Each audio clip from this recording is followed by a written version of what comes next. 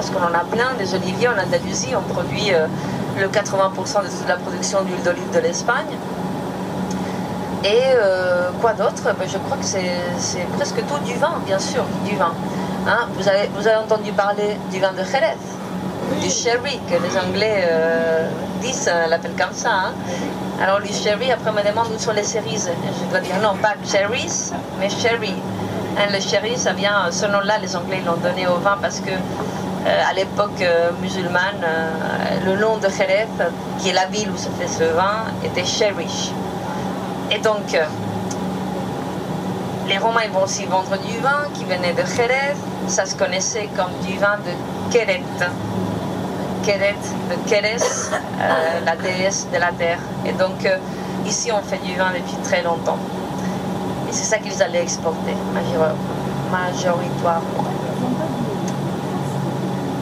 Alors, vous voyez pourquoi je vous parle des Romains? Parce que cette partie de la ville, elle est quand même un peu moche.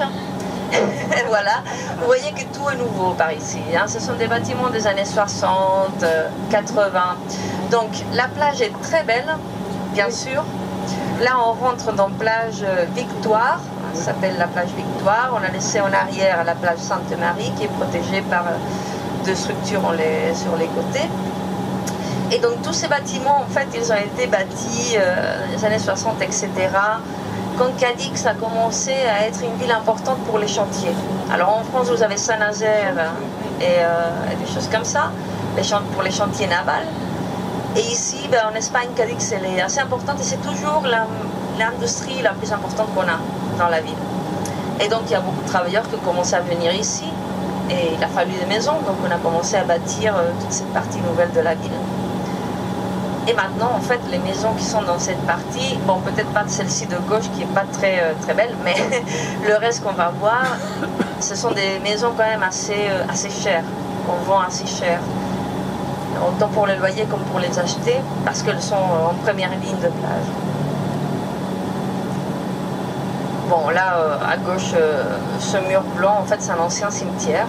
Il est vide maintenant. Voilà, donc c'est un espace magnifique qui n'est pas utilisé en ce moment, juste en face de la mer. Et que je pense qu'il doit bien y avoir une raison pour pas qu'ils l'utilisent, parce qu'en fait, peut-être les fantômes, qui sait. Mais en fait, ici à Cadix, on n'a vraiment pas beaucoup de terrain de construction. On a même pris du terrain à la mer. Il y a la partie où sont les chantiers, etc. On a mis de la terre pour pouvoir bâtir là-bas parce qu'on manquait de terrain. Bon, comme vous voyez, la plage, elle est géante, elle est énorme, elle continue après. Alors nous, aujourd'hui, vous ne voyez pas grand monde à la plage parce que bon, déjà, la température, elle commence à baisser. Donc, pour les personnes qui viennent de la partie intérieure de la France, vous devez penser qu'on est fou parce que c'est du beau temps. Mais pour nous, alors ici, on ne connaît pas vraiment l'hiver. Hein. Enfin, on a un hiver, mais pour d'autres personnes, cet hiver-là, c'est l'automne. Ça dépend d'où on vient. Et donc maintenant, les personnes ne vont plus trop à la plage. Hier, quand même, je pense qu'il y avait plus de monde parce qu'il faisait moins de vent. Mais en été, la plage, c'est vraiment l'endroit de réunion, surtout le dimanche, le jour du Seigneur, on ne travaille pas. Et donc, on va bien à l'église, bien à la plage. Alors, toutes les familles vont se réunir à la plage. Elles vont emmener des parasols. Elles font des structures pas possibles avec les parasols parce que vous avez des familles. Alors nous, c'est le sud de l'Espagne. Donc forcément, les familles sont grandes. Hein, c'est vraiment la culture méditerranéenne. Donc vous avez une famille de 30 personnes. Alors les 30 personnes, elles vont ensemble à la plage le dimanche.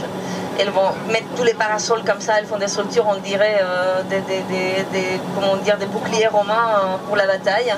Hein, pour se protéger du soleil et du vent, parce que comme vous voyez, nous on a un vent ici qui peut devenir très fort, encore aujourd'hui ça va, il n'est pas puissant, mais de temps en temps, 50 km/h, c'est le vent, il peut le faire. Donc il se protège du vent avec les parasols, il se protège du soleil, on va amener la table, les chaises, le frigo pour la plage, voilà, dans le frigo, on va amener bien sûr le gazpacho, donc cette soupe espagnole à la tomate avec de l'ail, du poivron vert, etc., du concombre qu'on fait ici. Donc un peu de gazpacho. Un truc très typique aussi, c'est du poulet pané. Alors les filets de poulet panés, hein, la salmonelle, on n'y craint pas ici. On amène les filets panés avec l'œuf à la plage. En parlant de l'œuf, omelette de pommes de terre, bien sûr.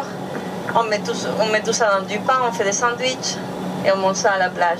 Et les personnes restent toute la journée à la plage. Du matin au soir, presque jusqu'au coucher de soleil. Il y a des personnes qui amènent même le café dans des thermos pour le coucher de soleil. Et c'est vraiment ce qu'on va refaire ici. En été, c'est l'activité préférée de tous les gaditans. Alors gaditan, c'est le nom des personnes qui habitent ici, gaditanos.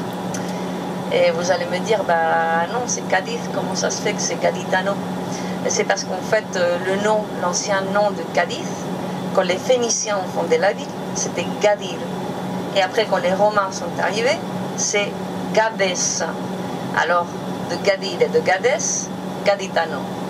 Et d'ailleurs, si vous allez au Colisée, à Rome, apparemment, moi je ne l'ai pas vu, hein, mais à Cadiz tout le monde sait ça, il y a un balcon, enfin ces structures qu'il y a, les balcons qu'il y a pour les familles nobles, etc.